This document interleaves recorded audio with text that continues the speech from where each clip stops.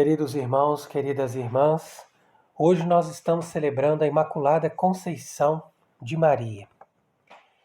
Então nós queremos explicar para as pessoas o que significa isso, porque há muita confusão em termos do entendimento dessa doutrina e, infelizmente, muitas pessoas nos nossos dias ficam somente com a devoção. Então eles têm aquela devoção à Nossa Senhora Imaculada, à Conceição da Mãe de Deus e tudo mais, mas eles não sabem explicar qual é a doutrina católica a respeito disso. E com isso nós acabamos tendo um grande prejuízo, porque muitas pessoas que contestam isso acabam formando uma doutrina falsa ou formando igrejas protestantes sem saber que eles estão indo contra Deus e contra Cristo, negando a Conceição Imaculada de Maria. Então é por isso que nós temos que explicar, em primeiro lugar, que a igreja não cria um dogma. A igreja não inventa dogmas. A igreja proclama um dogma, ou seja, uma expressão da fé católica que é afirmada de uma forma definitiva, por isso é um dogma, e que obriga as pessoas a acreditar. E por que a igreja obriga as pessoas a acreditarem num dogma? Porque se a pessoa não acredita que aquilo ali é uma fé revelada, ou seja, que desde o início Deus nos revelou tal doutrina, então essa pessoa faz oposição ao conjunto da fé católica que é necessário para a nossa salvação. Porque para nós nos salvarmos é necessário não somente que nós sejamos batizados, mas também que nós possamos crer em tudo aquilo que Deus revelou e que a igreja ensina. Porque Deus não pode revelar uma coisa e deixar a interpretação de cada um. Mas é a igreja que ensina aquilo que Deus revelou e, portanto, que nos obriga a crer para que nós estejamos em sintonia com Deus e, com isso, acolhendo a revelação divina, através da fé, possamos nos salvar. Então veja bem que o dogma da Imaculada Conceição de Maria foi proclamado em 1854 pelo Papa Pio IX, mas não foi a partir daquela data que a igreja acreditou que Nossa Senhora, ou seja, que a Virgem Maria, Mãe de Deus, era imaculada desde o primeiro instante da sua conceição. Ou seja, desde quando esse casal, Joaquim e Ana, tiveram a concepção de uma filha, e naquele instante dessa concepção, Maria já foi preservada do pecado original. Então isso é uma doutrina muito interessante, muito bonita, que mostra a misericórdia de Deus para conosco, por ter preservado a sua mãe, a fim de que ele pudesse preparar uma morada digna dele. E de fato era necessário que Nossa Senhora fosse concebida sem pecado. Porque Eva, que é a mãe de todos os seres humanos, ela era sem pecado. Mas ela caiu por causa da desobediência. E quando ela caiu por causa da sua desobediência, juntamente com Adão, eles perderam a graça. E eles contraíram o que nós chamamos de pecado original. E esse pecado original, ele é transmitido de geração em geração.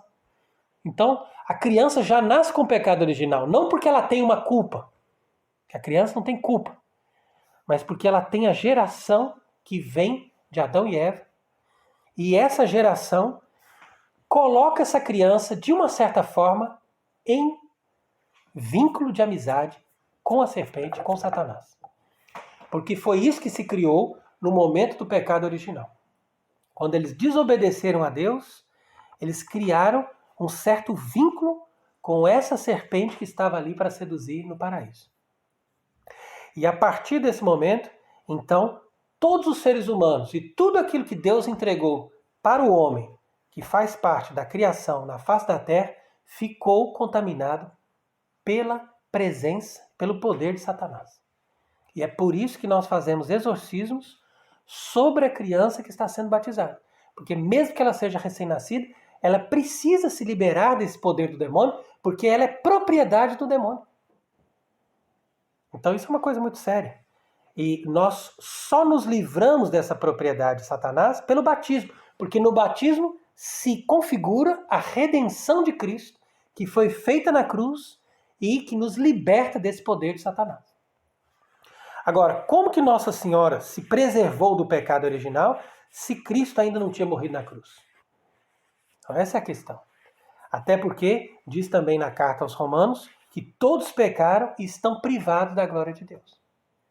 Então realmente é um tema muito difícil. Então foi por isso que o debate teológico e o desenvolvimento da doutrina levou tanto tempo para chegarmos a uma conclusão clara a respeito do dogma da Imaculada Conceição.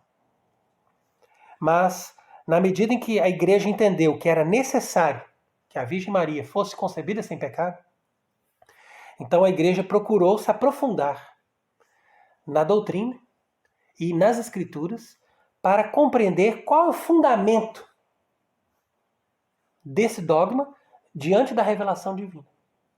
E foi assim que nós chegamos justamente no texto do Gênesis capítulo 3, versículo 15, que diz: porém inimizade entre ti e a mulher, entre a tua descendência e a dela. Então, esse texto é muito importante. Por quê? Porque existe uma inimizade entre essa mulher que está falando ali no Gênesis, que não é Eva, e nenhuma outra mulher. Mas só pode ser aquela mulher cuja descendência esmaga a cabeça da serpente. Ou seja, essa mulher é Maria. Então, já no livro do Gênesis, imediatamente após o pecado original, Deus já estava apresentando a Virgem Maria, que veio ali, de forma profética, se apresentar como uma mulher que tem total inimizade pela serpente. E essa total inimizade significa que ela não teria o pecado original, porque o pecado original, de certa forma, já é um vínculo de amizade com essa serpente. Então foi aqui que a igreja tirou essa conclusão teológica e bíblica desse dogma importantíssimo, que diz, inclusive, que a descendência da mulher esmagaria a cabeça da serpente. Então foi isso que Cristo fez na cruz. Mas, de certa forma, a própria mulher esmaga a cabeça da serpente, como nós vemos nas imagens da Virgem Imaculada, porque ela não teve amizade com o demônio, nem sequer no pecado original. E com isso ela tem uma autoridade sobre ele. E é por isso que o demônio tem medo de Nossa Senhora. Porque ele sabe que ela é imune do pecado original e que ela foi preparada por Deus para ser a morada celeste daquele Filho de Deus que viria ao mundo. Então quer dizer que ao mesmo tempo que ela é humana, que ela é uma mulher como qualquer outra, no sentido de que ela tem a natureza humana, mas ela, imune do pecado original e preenchida pela graça, ela se torna uma morada digna para o Salvador do mundo, que é o verdadeiro Deus Criador do mundo. Então isso é impressionante. E é por isso que no tempo da proclamação do dogma, aqueles bispos que eram a favor dessa doutrina, eles diziam: Deus podia fazer e Deus fez.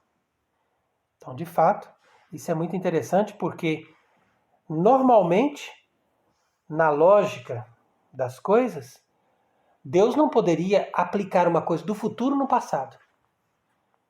Mas ele fez isso, e ele podia fazer de fato isso, porque do contrário seria impossível que ele viesse ao mundo. Porque como que ele nasceria de uma mãe e seria contaminado pelo pecado? E é isso que os protestantes muitas vezes não conseguem entender. Porque para eles, nós devemos igualar as pessoas. A base do protestantismo é o igualitarismo. E igualando as pessoas, eles acham um absurdo Deus fazer diferenciação entre as pessoas. Mas a diferenciação entre as pessoas que Deus faz não é no sentido de humilhar as pessoas ou de não dar as mesmas oportunidades para as pessoas. Mas é no sentido de dar a algumas pessoas algo a mais do que ele dá para outros, justamente para que essas pessoas possam corresponder a uma missão maior do que aquela que Deus deu para outros. E a missão maior e mais sublime que Deus deu para qualquer ser humano foi a missão de Maria, de ser a mãe do Redentor. E por isso, Deus quis que os méritos de Cristo na cruz fossem aplicados no passado, lá no momento da concepção de Maria, para que através dos méritos de Cristo, ela fosse preservada do pecado original. Então isso é uma coisa impressionante, é uma coisa que Deus fez, que de fato enganou o demônio. que o demônio pensou que jamais poderia ser possível. E se Deus não tivesse feito isso, jamais Cristo poderia ter vindo ao mundo. Então você veja como é impressionante essa tática que Deus usou para dar-nos o seu filho através de uma mãe que fosse imune do pecado e que pudesse recebê-lo com o coração completamente puro e aberto. Então é isso que está previsto naquela profecia também muito simbólica do Antigo Testamento do véu de Gedeão, quando toda aquela área ficou coberta do orvalho e o véu ficou seco. E depois, no outro dia, Gedeão pediu de novo o sinal e toda a área ficou seca e o véu ficou orvalhado. Então isso aí é para mostrar que Deus faria uma exceção e nos daria esta perfeita mulher, perfeita no sentido de que está configurada totalmente para Deus e que não está de forma alguma aberta a qualquer forma de sedução do demônio ou de amizade com Satanás. E é por isso que o anjo, ao saudá-la, quando ele veio anunciar a Maria, ele diz, ave cheia de graça. Por causa dessa expressão, plena da graça, quer dizer que ela não tem espaço nela que não esteja preenchido pela graça de Deus, pela beleza de Deus. E a própria expressão grega, que caritomene, do evangelho original, mostra isso. Mostra que não é possível você encontrar nenhuma mancha ou nada que possa macular ou danificar aquela alma que foi preparada por Deus para ser a mãe de Deus. Então é interessante que essa passagem do véu de Gedeão se encontra também no ofício da Imaculada Conceição, como outras figuras do Antigo Testamento, que também falam desta predestinação de Maria. Como, por exemplo, através da imagem da Arca da Aliança, que era coberta de ouro por dentro e por fora. Então você veja que na epístola desse dia, que está no livro do Provérbios, capítulo 8, nós podemos ver ali uma imagem dessa Imaculada Conceição prevista por Deus, porque ela diz que desde a criação do mundo, antes que as coisas fossem feitas, ou que as montanhas fossem elaboradas, ou que o orbe da terra estivesse pronto, Deus já havia criado, ou já havia pensado em Maria. Então isso é porque tudo que foi feito na criação foi feito em vista do seu Filho. E Deus, juntamente com o seu Filho, ele fez todas essas coisas para que Cristo pudesse se encarnar. Ou seja, para que Cristo pudesse se tornar verdadeiro homem. Então, se o Filho de Deus iria se tornar verdadeiro homem, ele precisaria de uma mãe. E, de fato, Deus, ele preservou Maria, ou seja, ele pensou em Maria e ele já concebeu essa ideia, essa imagem, dessa plenitude, dessa beleza, dessa pessoa que seria completamente dedicada a Deus e completamente voltada para Deus, fazendo ali uma previsão do mistério da encarnação. Então nós hoje celebramos esse mistério da Imaculada Conceição de Maria com o coração cheio de agradecimento a Deus, porque nós não devemos ter inveja da graça fraterna. Ao contrário, nós devemos agradecer a Deus porque Ele dá a sua graça como Ele quer para umas pessoas mais do que Ele dá para outras. E para Nossa Senhora, Ele a deu em plenitude. E por isso que desde a sua concepção, ela foi preservada e foi salva por Deus. E é por isso que quando nós rezamos os ofícios desse dia de hoje, nós citamos aquela passagem do Salmo 29 que diz: nisso eu percebi, eu conheci que vós me amastes, porque não permitistes que os inimigos tivessem poder sobre mim.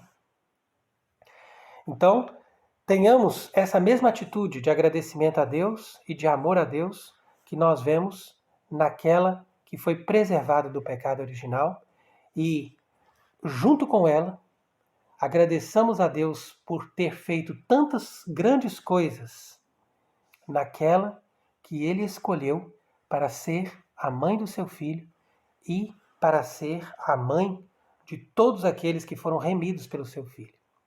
E é por isso que Nossa Senhora se apresenta hoje nas suas imagens ou nos ícones, nas figuras que representam a Imaculada Conceição, com esse grande cabelo e com essa expressão assim toda jovial, que mostra que ela é a nova Eva. Porque aquela primeira Eva caiu e se contaminou. Enquanto que esta nova Eva, verdadeira mãe de todos os homens que foram remidos por Deus pela graça de Cristo, agora está nos dando esse acesso a essa plena amizade com Deus que ela recebeu desde o início da sua existência. Então, demos graças pela Imaculada Conceição de Maria e peçamos que ela, que é inimiga da serpente, nos ajude nesse combate contra todo o poder do mal, nesse combate contra o pecado, e que estejamos todos unidos em torno de Nossa Senhora, na verdadeira Igreja Católica, para dar glória a Deus e para lutar contra o poder de Satanás no mundo, a fim de que nós todos tenhamos a vida de Deus e a plenitude dessa graça e desse amor divino que Cristo quis trazer para nós, nascendo de Maria. Que Ele seja bendito para sempre. Amém.